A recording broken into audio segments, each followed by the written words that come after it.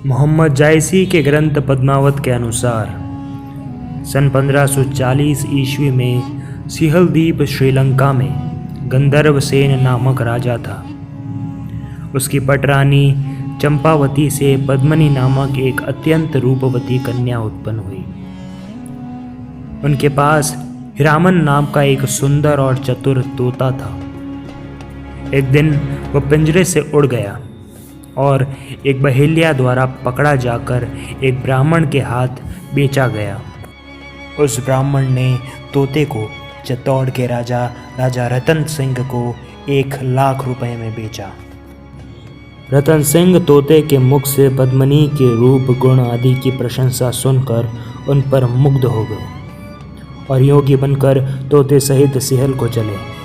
अनेक संकट सहते हुए वह सिहल द्वीप तक पहुँचे। तोते ने पद्मिनी के सम्मुख रतन सिंह के रूप, कुल, ऐश्वर्य, तेज आदि की प्रशंसा कर कहा कि तेरे योग्य वर तो यही है और वह तेरे प्रेम से मुग्ध होकर यहाँ आ पहुँचा है। वसंत पंचमी के दिन वह बन ठन कर उस मंदिर में गई जहाँ रतन सिंह ठहरे हुए थे। वहाँ दोनों एक दूसरे को देखते ही परस्पर प्रेमबद्ध हो गए। अंत में गंधर्वसेन ने उनके वंश आदि का हाल जानकर दोनों का विवाह करवा दिया। विवाह के बाद रतन सिंह रानी पद्मावती के साथ अपनी राजधानी चित्तौड़ लौट आए। रतन सिंह द्वारा मेवाड़ से निकाले गए राघव चेतन नामक तांत्रिक ने अपने अपमान का बदला लेने के लिए दिल्ली जाकर अलाउद्दीन के समक्ष पद्मिनी के रूप की तारीफ की और उसे चित्तौड़ पर आक्रमण करने के लिए प्रोत्साहित किया। इस पर अलाउद्दीन खिलजी चित्तौड़ पर चढ़ आया। 8 साल तक घेरा डालने के बाद भी जब सुल्तान चित्तौड़ को नहीं जीत पाया तो उसने संधि प्रस्ताव के बहाने धोखे से रतन सिंह को कैद कर लिया और रिहाई के बदले पद्मिनी की मांग की।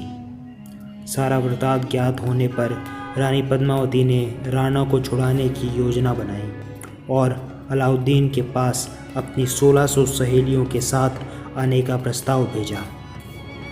प्रस्ताव स्वीकार होने पर पद्मिनी सहेलियों के स्थान पर पालकियों में राजपूत योद्धाओं को बैठाकर वहां से रवाना हो गई।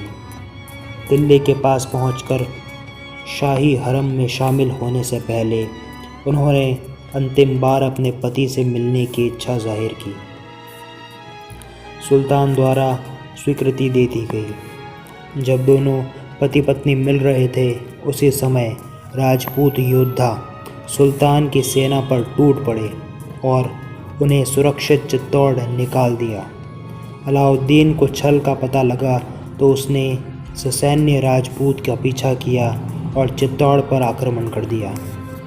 राजा रतन सिंह अपने सेना नायकों गौरा व बादल के साथ लड़ते लड़ते शहीद हुए और महारानी पद्मावती ने जौहर कर दिया।